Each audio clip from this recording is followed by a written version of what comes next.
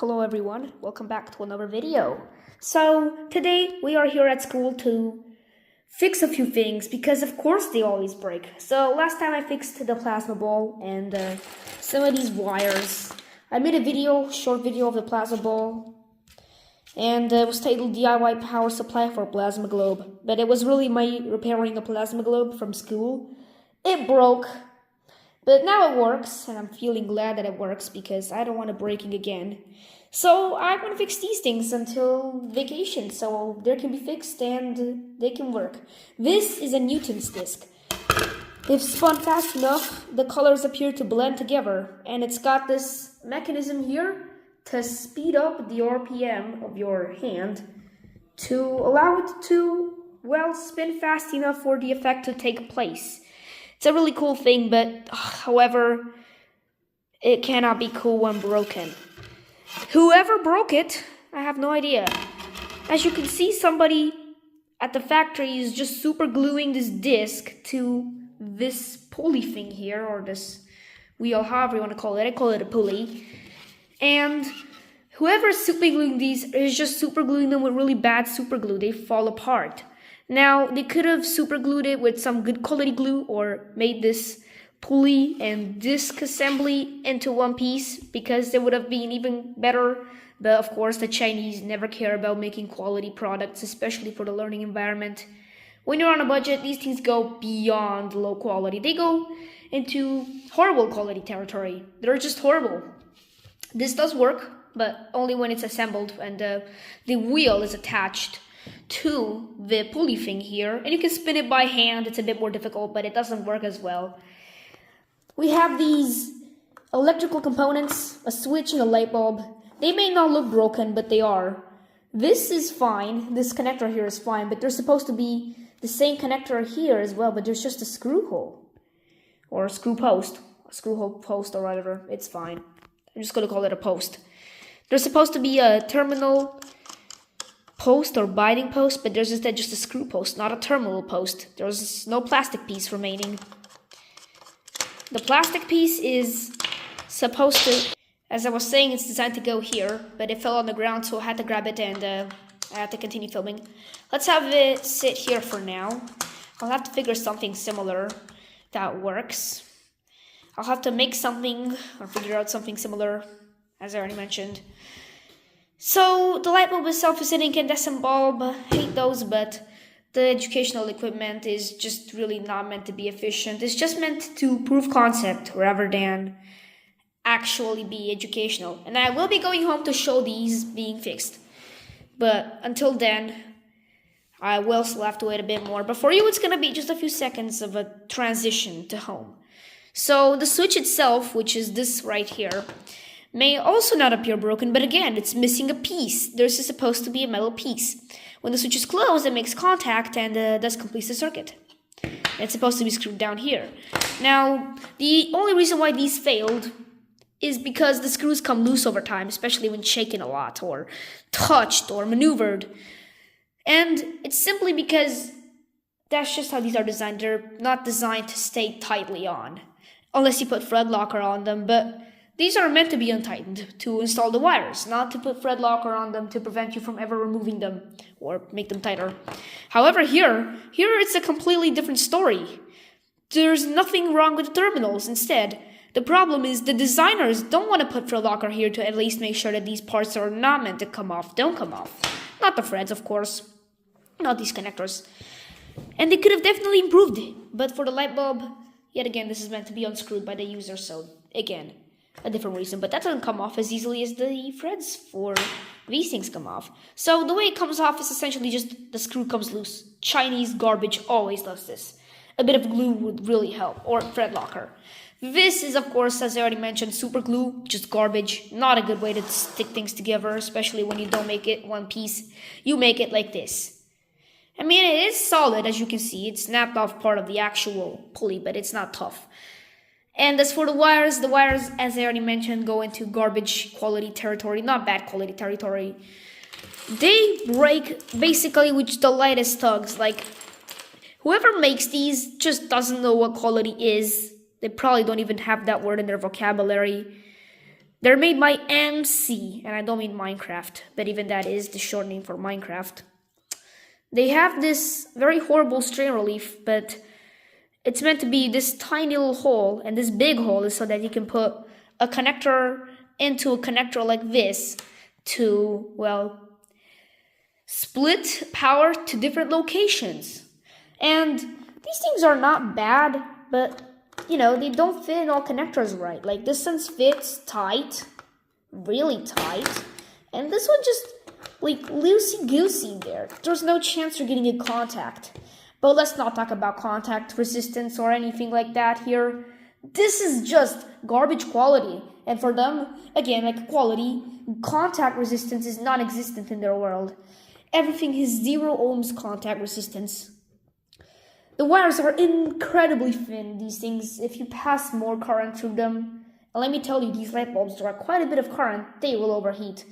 Let me not get started about this motor. It's a very inefficient motor. It draws a lot of power, even though it doesn't have to, well, spin with much torque. And they can overheat these wires, especially when you power them from high current sources. But this is just the beginning of it. It's getting much, much worse with these products, especially when it comes to, like I was already mentioned, the plasma ball breaks all the time. Bad quality products. And I wish I could have made a video about the plasma ball, me showing off how it was designed from the factory, because it's a disaster. It was a disaster until I made it safer.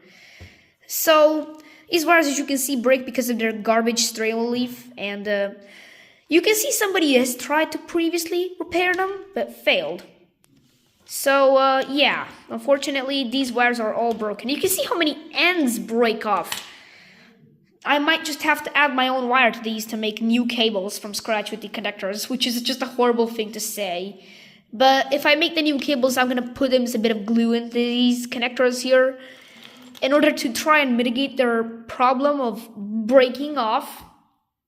And I'm going to try to make it a bit more durable, even though this is rarely used. I've only seen it in use once. And it kind of worked, but barely worked because of its state.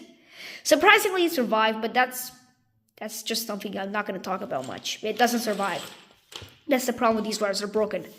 The motor is a bit less assuming for most. It may not seem like it's broken, but it is broken. And there's 2 problems with it. Number 1, there's meant to be a magnet here, which is obvious because an electric motor has a magnet inside of it, a permanent magnet to allow it to work. And it would not work.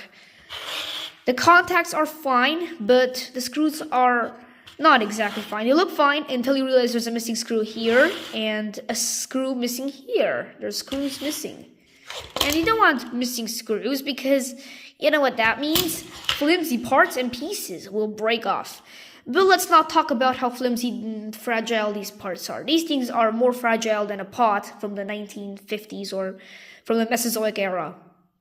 Like, seriously, these things are fragile enough for one drop, it's broken.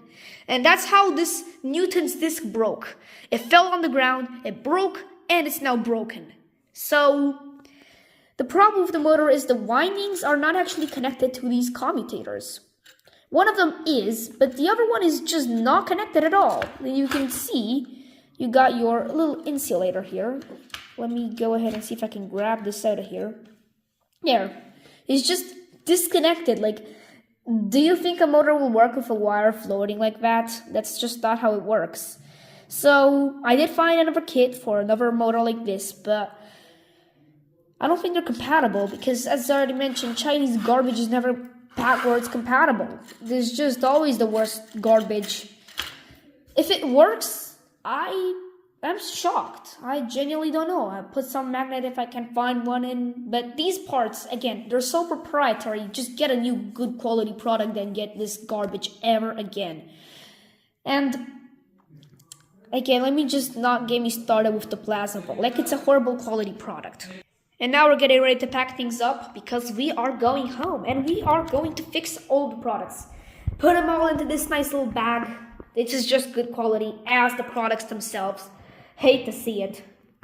Look at how many broken ends there are, and this is not even the entirety of it. Sorry I bumped my camera over like this. It's not meant to happen.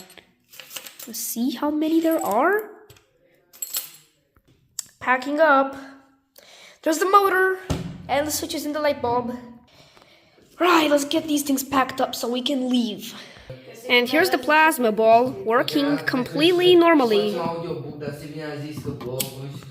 Holy heck, we are finally outside. Here's all of our stuff, including the wires and the junction box. Who knows how safe that is? Let's have a look at Mizzy and Mira, doing an update on them. By the way, Amir got neutered. I'm not going to talk about much how the process takes place. It's a process that's self-explanatory, to say the least. There's Mira. Mira seems to be pretty disinterested in me. Looks like Amira. Doesn't look like it's changed. Oh my goodness, there's Amir. Look at that, his name. Hello, Amir. And I can't see Mizzy anywhere. So Amir's the one who's gotten neutered. Oh, where is Mizzy? It's just right behind Amir. Okay, gotta love that. So, yeah. Bunch of cars passing by. Bunch of noises in the background. This is the worst nightmare for me filming these videos because there's always background noises which annoy me. Like the students when I show you the plasma ball. Mira, look at that. Would you want to come to me or would Amir want to come to me? Looks like Amir's the one who's gonna come to me. Oh, come on. Seems like Amir might not be coming to me today. Or is he? Nah, I don't think he's gonna come to me. Yep, looks like he's taking shade. Looks like Amir is refusing no matter what. Oh, come on, Amir. Oh, Neg. That's a nice one. Okay, so Amir doesn't seem to be very interested in me. There's no reason why. So, this is the last shot we're doing here at the school because I have to leave and I will see you at home. We have arrived at home and you can really hear the difference because this is a better place for filming. It's not as much echo and yeah, it's overall a better place. So I'm not going to be starting off with the motor because I need a magnet and I'm going to try to see what I can find. Nor am I going to be starting with the light bulb and the switch. I'm going to start with the wires because these are the most annoying and they've been frustrating me. So let's see what I can do to fix it. Or fix the problem. Alright, so let's start with the ones that already have leads on them. And then we'll figure out the ones that do not have leads on them. There we go. Pops right out. And you can tell for a fact somebody has tried to fix these in the past by a bodge. So let's cut it out like this. These are the bent scissors. The bent. Look at that. Bent. So there's our wire. Let me see if I have any better scissors. No, I don't have any. So I'm just going to have to use these for now. And let's start by stripping the wires. This is copper. Not that bad, actually. And let's see if our iron is up to temperature. It should be. And let me grab this solder real quick. I got a new one, so I'm not going to be fixing it with the old iron. And I'm just going to, yeah, we're up to temp. All I need to do now is just to do a little bit of tapping. Let me give it a quick tap to get any excess solder off.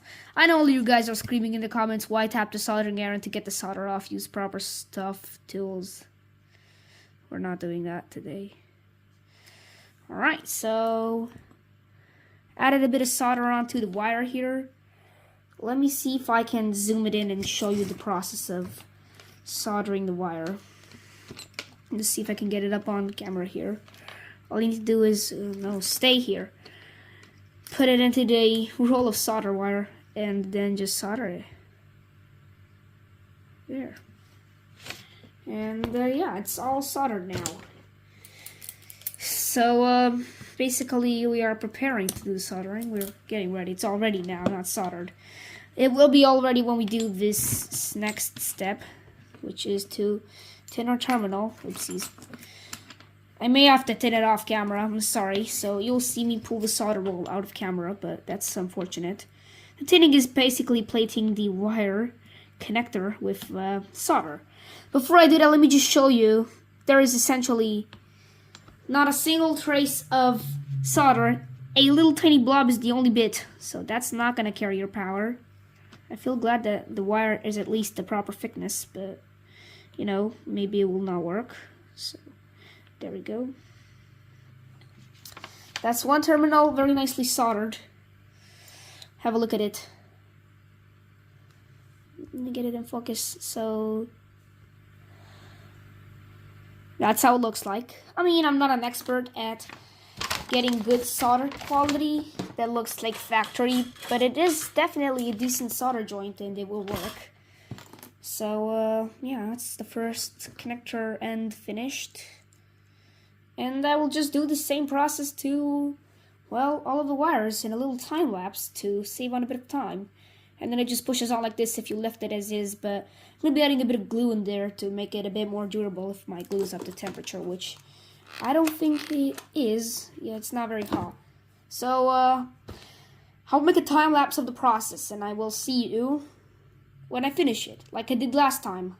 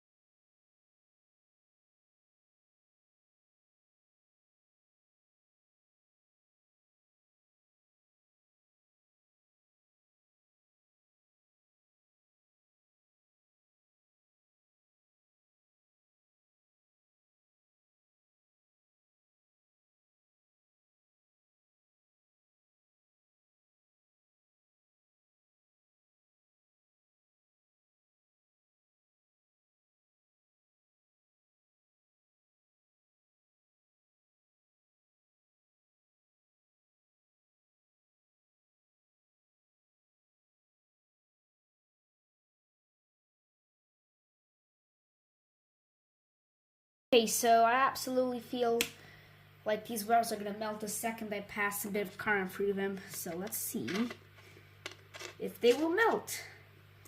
My testing setup is extremely simple. It's a resistive load in series with the device. And I've got the load turned on. We're still not drawing any current.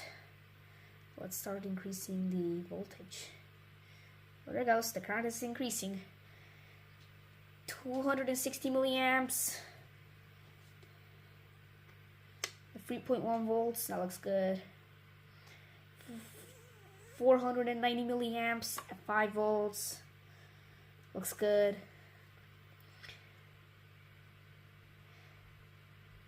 750 milliamps at 8 volts, close to an amp. Wire looks good.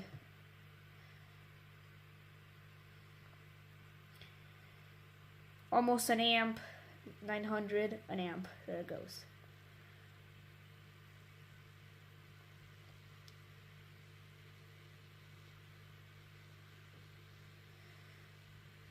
.16 amps.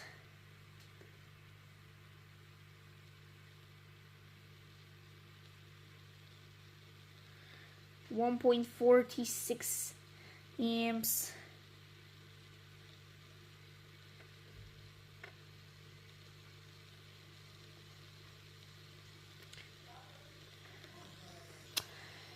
.64 amps, and our wire is already kind of warm, but still not very warm.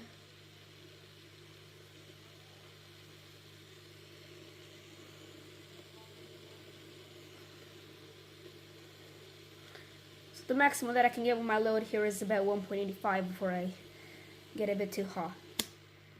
And it appears like our cable is not overheating. 20.6 volts. Wow, it's very hot. You can hear it hissing in the background. It's a resistor in the water. So it looks like our wire is surviving it, which is nice. Bit of heat on the contacts, but that's fine. Yeah, so I think that's more than enough power for this first lead. Let's add the next one.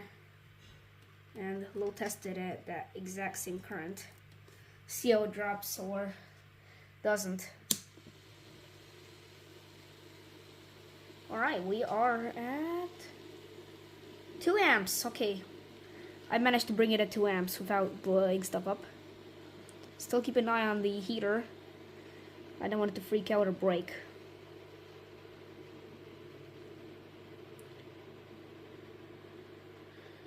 Wow, it's boiling now. Okay. 2.02 amps. Let's put in a P and boil it. I do see a slight drop in the voltage, which is not a good sign. So I might not be doing too good with the voltage. That pea smells interesting. Well, I've already made a video on boiling peas for my goldfish, so the peas are still left on my table. The wire is slightly warm.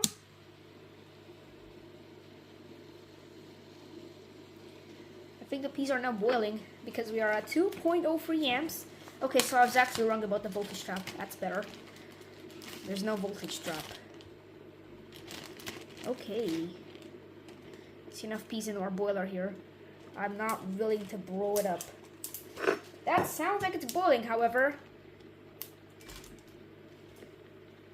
Through a dodgy fixed lead, which is amazing to see for it. Okay, I stopped it in time because it's getting a bit too hot. So good news, everyone. Well, it did overboil. The lead is warm, but it passed like 2,000 milliamps at 22 volts, which is insane. So it's still a long lead now. And I might just need to switch water because it's a bit too hot. It's steaming. I need cooler water so that I can redo the tests. And I have to dump it all out. And add some new water into it. Those peas are probably ready to feed my goldfish.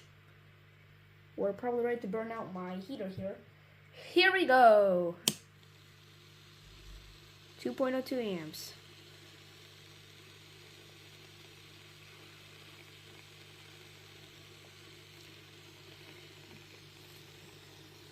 So I lit over the heater here to, oops, stop it. Maybe that's not a good idea. He's looking good so far. I'm not sure what to do with the last 2 connectors. I'll probably do something.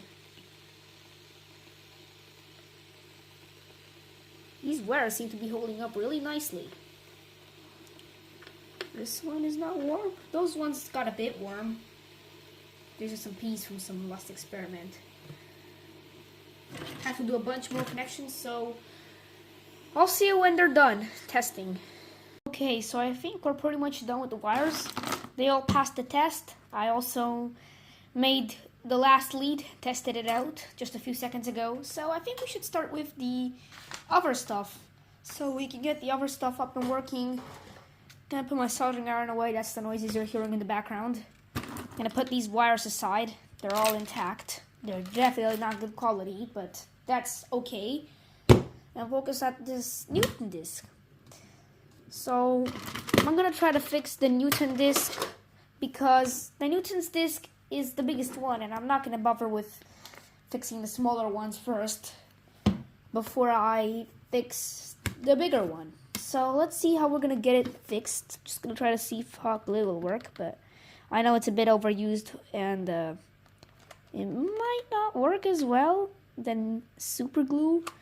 But keep in mind, this thing was glued pretty badly before, so I'm not too worried. Though this time it is being glued, which is why I am a lot more careful with sticking it in and tacking it down. There. It looks like it is secured. Look at that. Though, I'm not sure if it works. I will have to give it a spin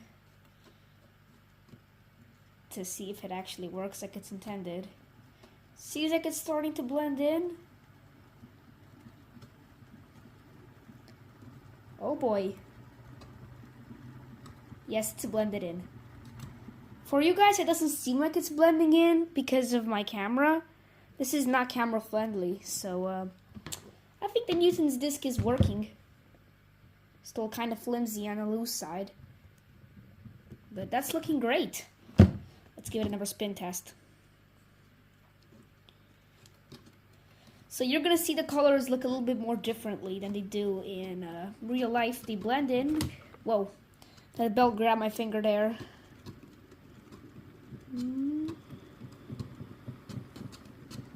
There it is, blended in. So it spins at about 600 or so RPMs. Let's go in reverse.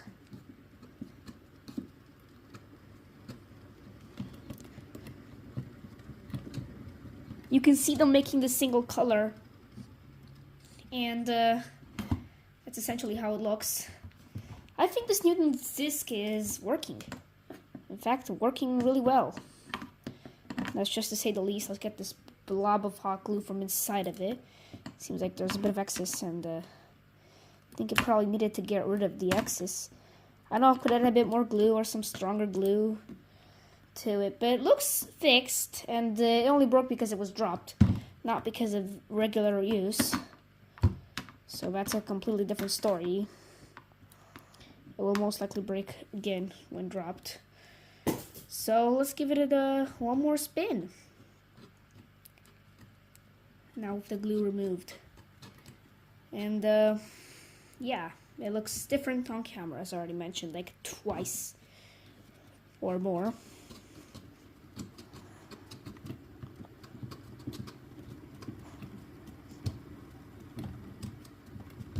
It just blends in. Also dropping a few things on it to test its durability, because if it breaks, it's the perfect time we can fix it. It's just a jug on it. There it goes. Of course, I don't want it to spill. Let's test the little games console on it just to see if it's at least strong enough. Oh, there it goes. Why is it making that sound? Oh yes, I know why. Because this pulley here has come off. It's starting to raise like this. Starting to come up. We just have to push it back. So that's the Newton's disc. All fixed and working. Okay, don't cover your camera with the fingers. I'm trying to avoid doing that.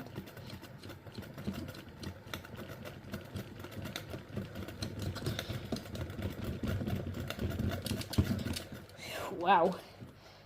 So let's move on to the next thing. Now we finished the Newton's disc, which is going to be this electric motor. If it even works. Hopefully it does. So first things first, I have to get it apart so we can service the coils and everything, and get a magnet for it, see if it can at least be fixed. Okay, so I have a screwdriver, and I will open it up and try to fix it up, see if I can push the axle off of it. I can't, so it makes it a bit more difficult.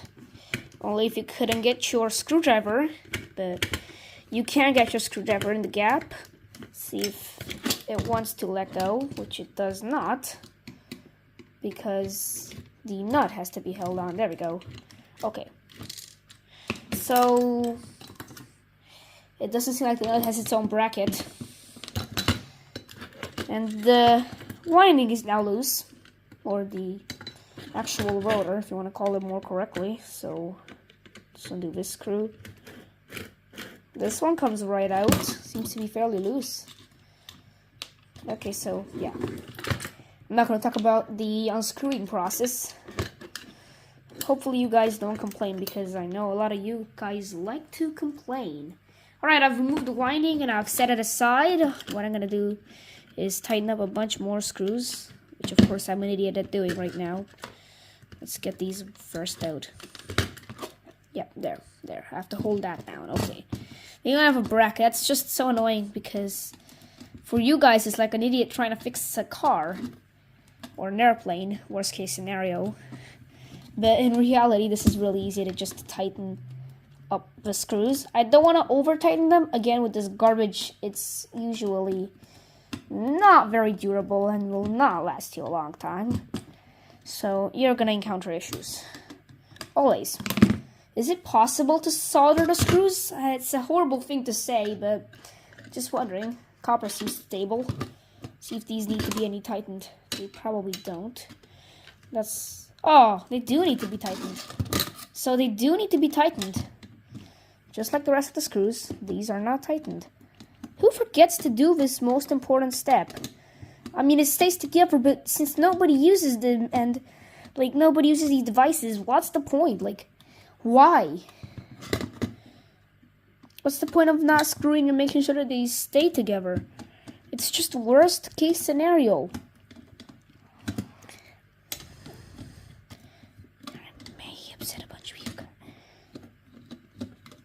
Okay, so here I may upset a bunch of you guys with what I'm about to do, but just to try and stop these screws from coming off, I'm gonna bunch glue on them. Even though I don't think this is a very necessary step, it will, and hopefully should help these screws stay back together. This is a longer video for those who are wondering. I'm mentioning it now while I'm filming through the video. And the reason is because, as you see, I'm fixing multiple devices. I'm not fixing a single device. There. We will just let the glue set now. And focus on the next step, which is to prepare the windings. See if I can set this over the mug here. Let's get it to cure. Set the glue. Let's see what I can do with the windings to try and fix them. This winding appears good, so we're just gonna have to connect the other winding, I guess. It's gonna be a pain, but should be possible. Should I go about cutting the lead off? I might not want to shorten it. Maybe affecting it. Might not affect it. Who knows? Let's just trim it off and make a new lead altogether. There. That's where I want to solder it. Looks kind of difficult, because it is. So let's see if I can get that done. I'm not gonna do any process of stripping the outer layer of protection, which is for our particular case enamel. And instead I'm just gonna use the heat from the soldering iron and a blob of solder to melt away the enamel, which is always a method that has worked for me. I may inevitably have to, oopsies, do it somewhere else, because I'm dropping solder on the windings. I don't want to do that, so let's see if I can get that off. Yes, I can. I'll do it where it's a bit better, and I'll show you with it finished, soldered up. Okay, so I fixed it, and it looks a bit more like this now. It's a bit worse than the original, but I think they had to separate the commutator from the actual windings when they were dating at the factory. So I think it makes a bit more sense. And our glue has cured. No, we're gonna have to wait a bit more. So in the meanwhile, let's get ourselves the all-important screws to reassemble this and make it work properly. It's a bit of a digging session, but in itself I could get it done pretty quickly, so let's start reassembling now. So right now I'm assembling the motor, and I have to make a confession, I can't test it at home. Sorry to say that. I mean, I really wish I could get it tested, but the problem is I unfortunately do not have at the moment the magnet, which to simply put it, because I'm also quite sad about the fact that I don't have the magnet, means I can't test it. A motor does not operate without a magnet, and it's obviously fairly simple to understand why. That's how a DC motor, which is essentially what this is, works.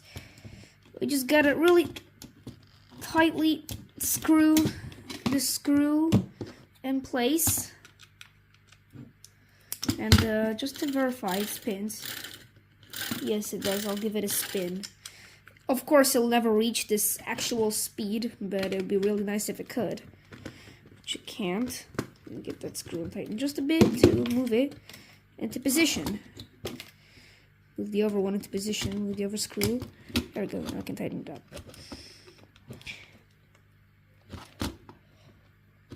There.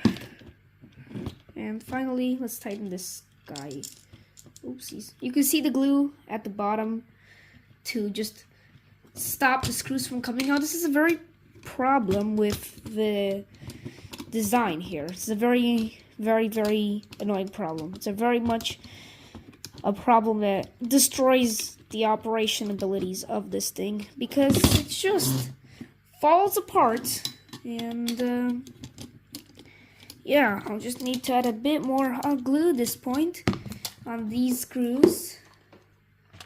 And yeah, I think we have basically fixed it. Let's go add a bit more glue. It needs a lot of glue.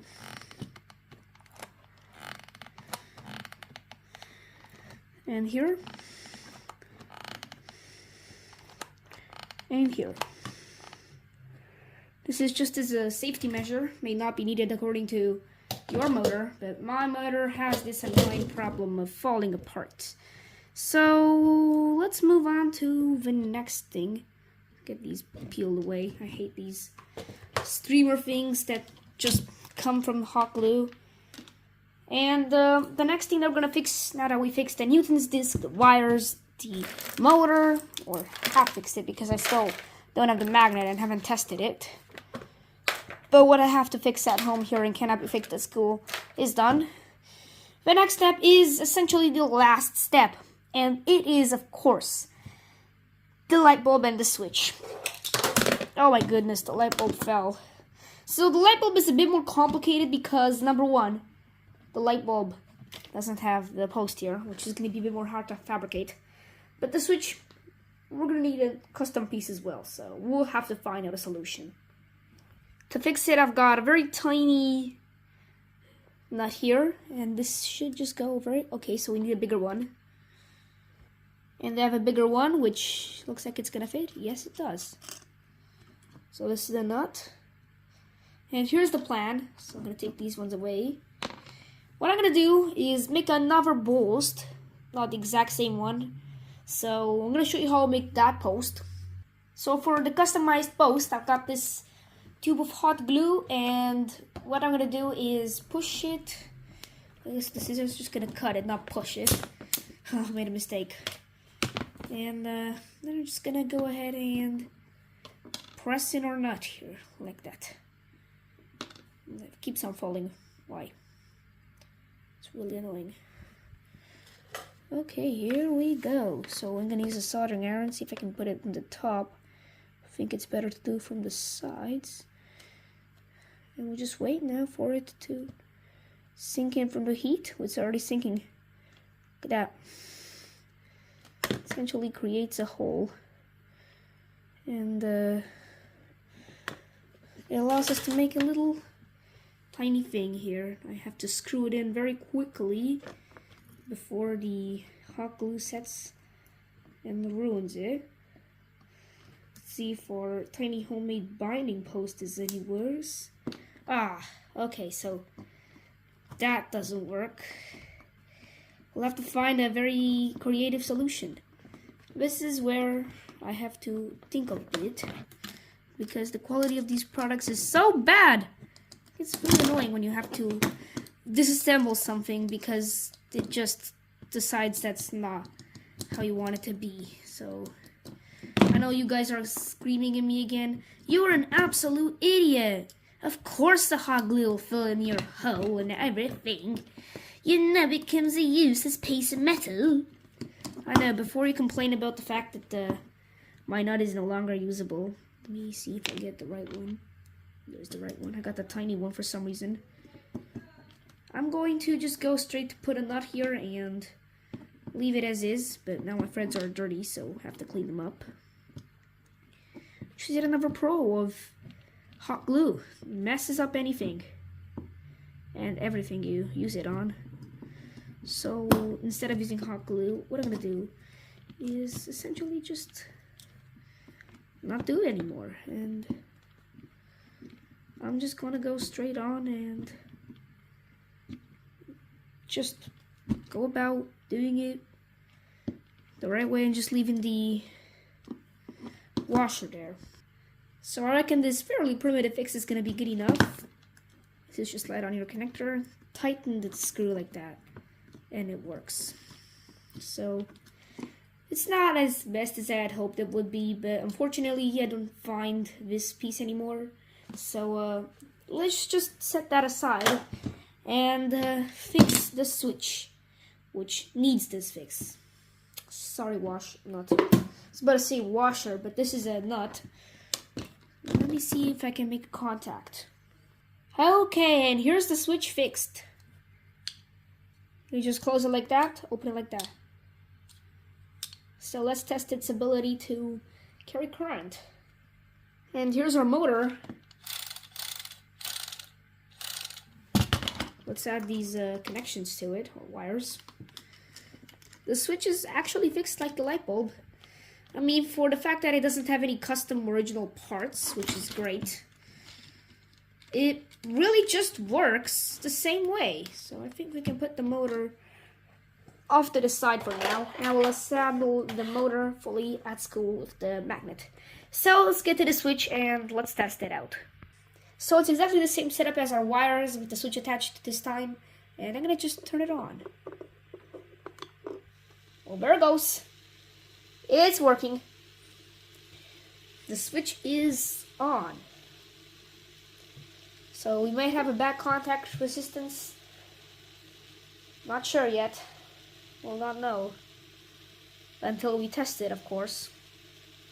So let's wait for it to run its test. And we shall call it all finished for today. And if you were hearing the load, it's this boiler here. So let's have a look at it boil. Well, the switch passes 2 amps of current, which is a lot. Oh my god, stop focusing on that stupid fish! Oh, there we go, boiling water.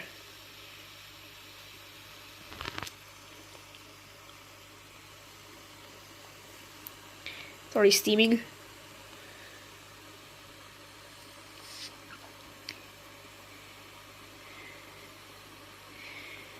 Wow, look at how much steam there is. Alright, get it back in focus. You can already see it working.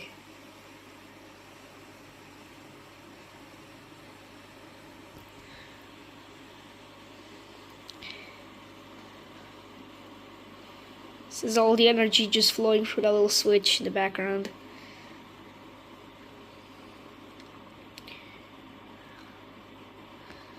I have to shut it off right when the water begins boiling, like you see right now. Oh boy. We stopped it. So the switch has handled it fine. See, it's right there. And it's being held by this globe. So let's call it finished. I think it's all fixed for today. The switch didn't overheat.